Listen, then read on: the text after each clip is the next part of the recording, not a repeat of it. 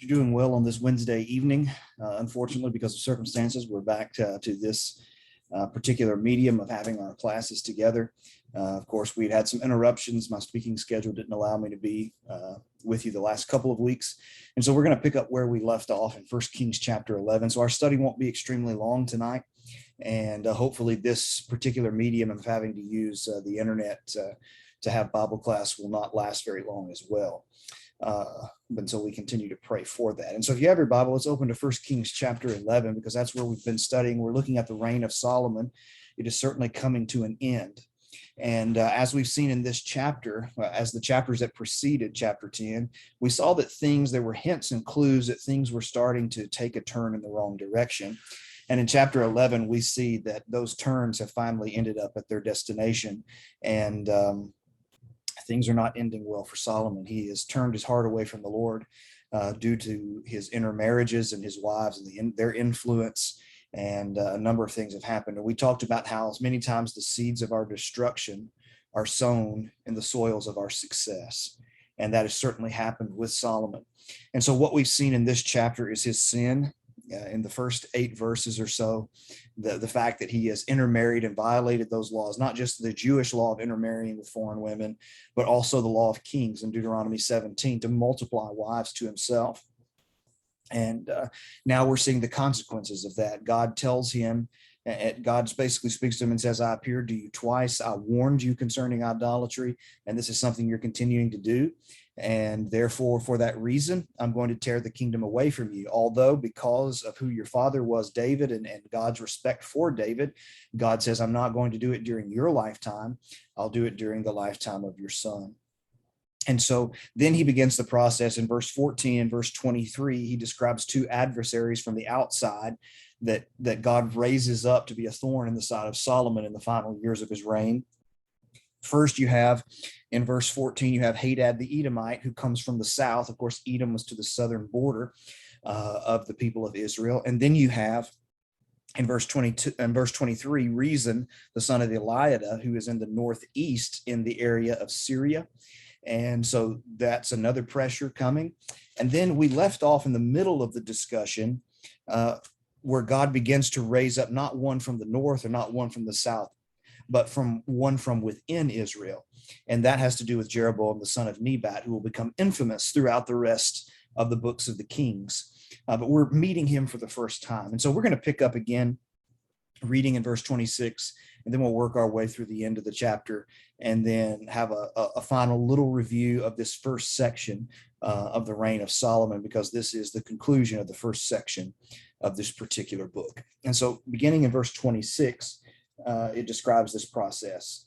It says, Jeroboam, the son of Nebat, an Ephraimite of Zeradah, an Ephraimite, the tribe of Ephraim, one of the northern tribes, a servant of Solomon, whose mother's name was Zerah, a widow who lifted up his hand against the king. And this was the reason why he lifted up his hand against the king.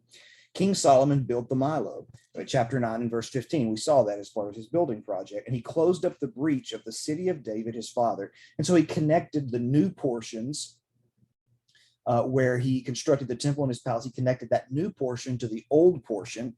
And when we were in class together, we showed you the video when we described the construction of the temple and its location, and how the Temple Mount sat outside of Jerusalem, the city, where its walls were in the beginning. And then when the temple and Solomon's palace and other things were built and added, they connected that.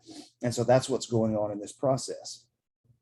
Now, in verse 28, it says, the man Jeroboam was very able. And when Solomon saw that the young man was industrious, he gave him charge over all the forced labor of the house of Joseph. So he makes him a leader in the building projects. And at that time, when Jeroboam went out of Jerusalem, the prophet Ahijah, the Shilonite, found him on the road. Now, Ahijah had dressed himself in a new garment, and the 2 of them were alone in the open country. Then Ahijah laid hold of the new garment that was on him and tore it into 12 pieces. Now, this is not an uncommon thing. You remember in 1 Samuel 15, Saul approaches Samuel and tears his garment, and Samuel uses that instance to tell him God has torn the kingdom from you. And of course, that was because of his disobedience concerning the destruction of the Amalekites. And so you can look at 1 Samuel 15, 27 and 28 to see that. So it's a similar occurrence. But here Ahijah the prophet is doing the tearing, being sent by God. And he said to him, verse 31, after tearing it in 12 pieces, take for yourself 10 pieces, for thus says the Lord, the God of Israel. Behold, I'm about to tear the kingdom from the hand of Solomon and will give you 10 tribes. But he shall have one tribe for the sake of my servant David and for the sake of Jerusalem, the city which I have chosen out of all the tribes of Israel. And so you have 10 tribes, and he's going to have one tribe. And that's because two of those southern tribes kind of morphed into one and became intermingled, so to speak. And so they were described as one tribe instead of calling them two. And so that's why there's a little bit of a, mathematically, it may not make sense if you don't understand it. Those two tribes in the south actually kind of morphed into one. And that's why you have 11 as opposed to the 12. And that's why he describes it this way to make and so understanding that helps you add up the math correctly. And so he says, but I'm not going to take all of them away because of the promise he made to David. Now, this is the respect he had for David. This is God's commitment to his word and to his covenant in 2 Samuel chapter 7, which we have talked about many times together, the importance of that chapter. And so he says, verse 33, because they have forsaken me, or some translations, he has forsaken me, although it would seem that probably a great portion of the Israelites had gone into idolatry as well. In following the footsteps of Solomon, of course, they're going to go into full-blown idolatry in chapter 12 under the leadership of this same Jeroboam, who is being given this privilege because of Solomon's sin. And so it says, because they have forsaken me and worshipped Ashtaroth, the goddess of the Sidonians, and Chemosh, the god of Moab, and Milcom, the god of the Ammonites, and they have not walked in my ways, doing what is right in my sight and keeping my statutes and my rules, as David his father did. And so this is a reiteration of what God said about Solomon in the first part of the chapter. He's gone after all these gods, and we talked about the atrocities that were committed in the names of these gods and what they would call worship. There was absolute debauchery involved. There was child sacrifice involved, a lot of ugly things. And this is what Solomon has gone after. And this is God explaining to Jeroboam why the kingdom has been taken from Saul, or from Solomon, is going to be given to him on the whole. He says this, verse 34, nevertheless, I will not take the whole kingdom out of his hand, but I will make him ruler all the days of his life for the sake of David, my servant, whom I chose, who kept my commandments and my statutes. But I will take the kingdom out of his son's hands and will give it to you, 10 tribes. And so he's explaining to Jeroboam the process that's going to take place. He says, yet to his son I will give one tribe, that David, my servant, may always have a lamp before me in Jerusalem, the city that I've chosen to put my name. And of course, that goes back to Deuteronomy chapter 12, when God said, you're going to worship me, not just in any place, but in the place where I choose to put my name. And the connection between David and Jerusalem, of course, David conquered Jerusalem, 2 Samuel 5. And so the promise of 2 Samuel 7, coupled with David conquering Jerusalem in 2 Samuel 5, and the temple being built there where God's name was, according to Deuteronomy 12, makes it very special. And he says, you're not going to have that particular location and that particular tribe, but you're going to have the rest of Israel to rule. So verse 37, he says, and I will take you, and you shall reign over all that your soul desires, and you shall be king over Israel. And if you will listen to all that I command you, and will walk in my ways and do what is right in my eyes by keeping my statutes and my commandments, as David my servant did, I will be with you and will build you a sure house as I built for David, and I will give Israel to you. Now he is making a promise here to Jeroboam similar to what he made to David, that if you will be faithful, I will bless you the same way I blessed David. Now, it's not the same promise that God made to David in 2 Samuel 7. That was an extremely different type of covenant or promise that they entered into, that God entered into himself. But he's offering him the same blessings and benefits. I will make you a sure house. That is, your family will continue to reign over the nation of Israel, as I had promised David that his descendants would always reign in Jerusalem. And they did. What we're going to see in the process of the kings is that in the southern tribes, a descendant of David always sat on the throne. In the northern tribes, Jeroboam, of course, unfortunately, is not going to listen to this admonition from God. And the northern tribes will have several kings. All of them will be bad. And there will be several what are known as dynasty changes. That is, different ruling families will take over. That did not happen in Jerusalem or the southern tribes, but it's going to happen in the northern tribes. And here God is saying, if you'll be faithful to me, I will keep your family ruling over the tribes of Israel, the 10 northern tribes. And so he says this in verse 39, and I will afflict the offspring of David because of this, but not forever. And so here you see this hint of reconciliation, that there's something in the future that is coming. And that's certainly something that God would do. That is, he would bring the people of Israel back. And this may be a precursor to them going into captivity and them coming back as one united nation once again, even though they were just a small remnant of that nation, which Isaiah spoke of, but they would come back as one united nation again, where there would be no division between the northern tribes and the southern tribes, but they would simply be one nation again. And Ezekiel speaks about this, them coming out of captivity, the two sticks coming together and forming the ladder. And so that may be hinted at in this particular passage as well. So because of this, verse 40, Solomon knew that this happened. Solomon sought therefore to kill Jeroboam, but Jeroboam arose and fled into Egypt. Now, this is typical of an individual. Instead of acknowledging their sin, it's easier just to try and punish a person and say, you're trying to usurp the throne. Now, neglecting the fact that Solomon had usurped the throne of God, he decided to play God and decided who he was going to worship and what he was going to do. And so it's interesting. He wants to kill Jeroboam because God has set him in the position to take over from him, when God should have and could have rightly killed Solomon for his idolatry and his usurping the throne of God through his sinfulness and his idolatry. But it's something that's very common.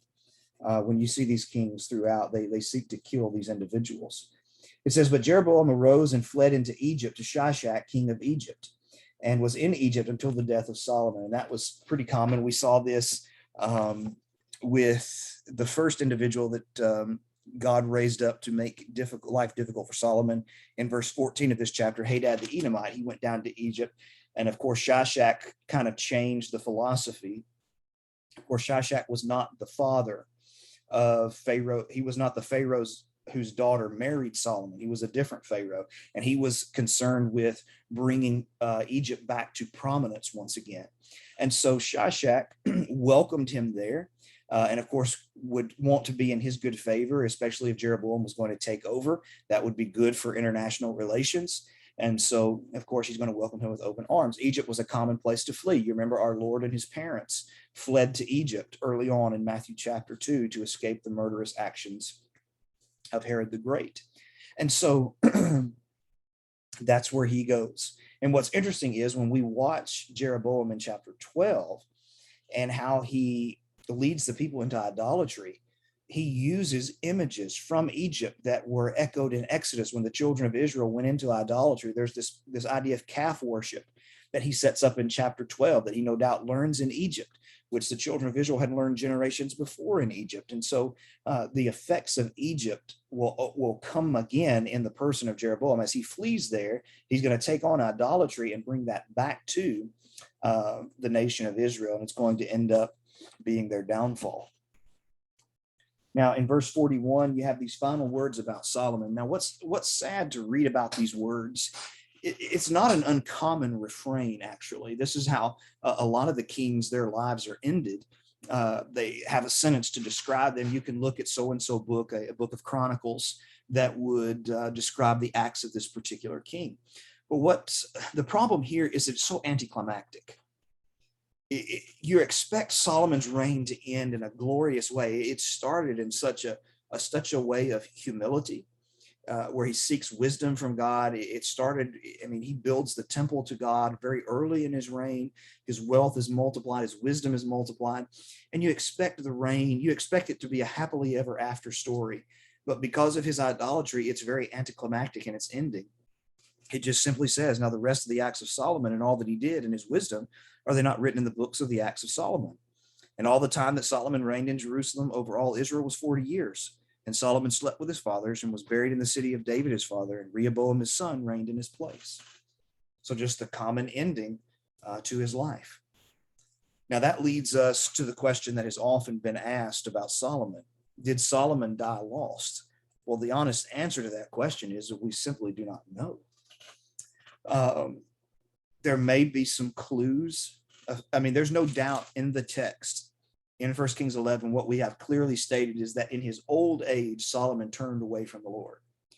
And so it was a more late time apostasy, which is interesting because many times we think only of apostasy happening in our younger years. But here, and with many other people, if you pay close attention and you think through people who have fallen away from the faith, a number of people who in their latter years of service to God have fallen away from the faith. And Solomon is one of those. And so this certainly takes place in the latter part of his reign. The question is, did he recover himself, or did he come back to God, turn his heart back toward God, that he had turned away from God before he died? Now, a clue may be for us in Ecclesiastes, maybe. Ecclesiastes is certainly written from the perspective of an older individual who has experienced a lot of things in life. I think the evidence is there, of course, that Solomon is the one who is writing, and he's writing it from his own perspective. And he comes to the conclusion at the end that we're to fear God and to keep his commandments, for this is man's all. This is where true fulfillment comes from. And, you know, you would hope, or I certainly hope, that Ecclesiastes is Solomon's letter of penitence, that he's acknowledging that he got it wrong.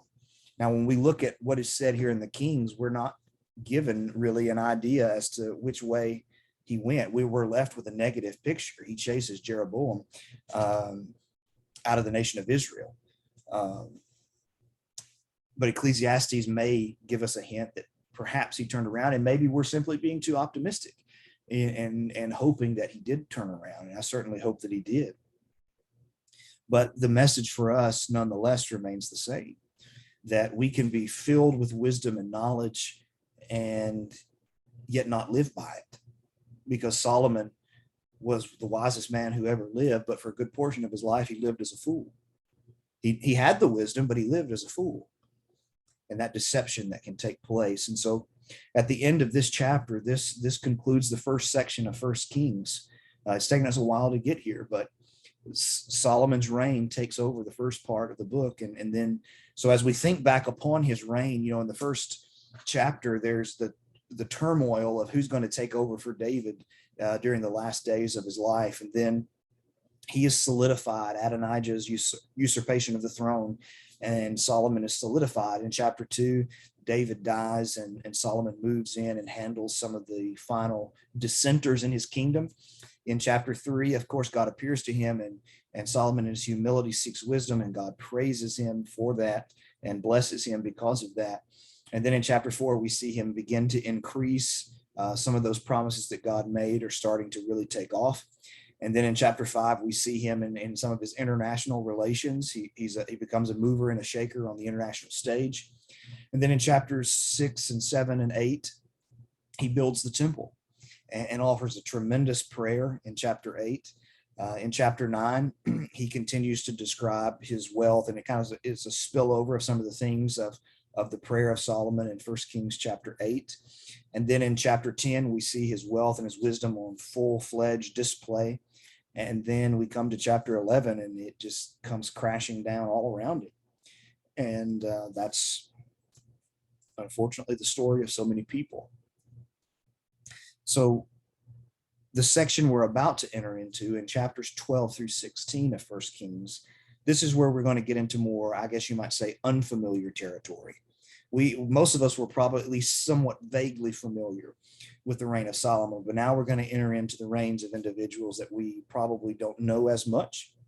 And certainly we don't have a lot about them even recorded in the text, but their lives are important as we understand the rise of Israel and its ruin.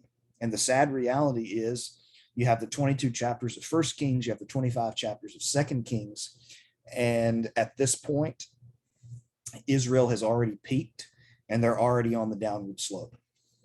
They peaked really in chapter 10. And chapter 11 begins the descent down that mountain to their ruin, and it's just going to pick up steam as it goes along. And so chapters 12 through 16, we're going to discuss the kingdom's division. Chapter 12 will talk about the circumstances that lead to that division.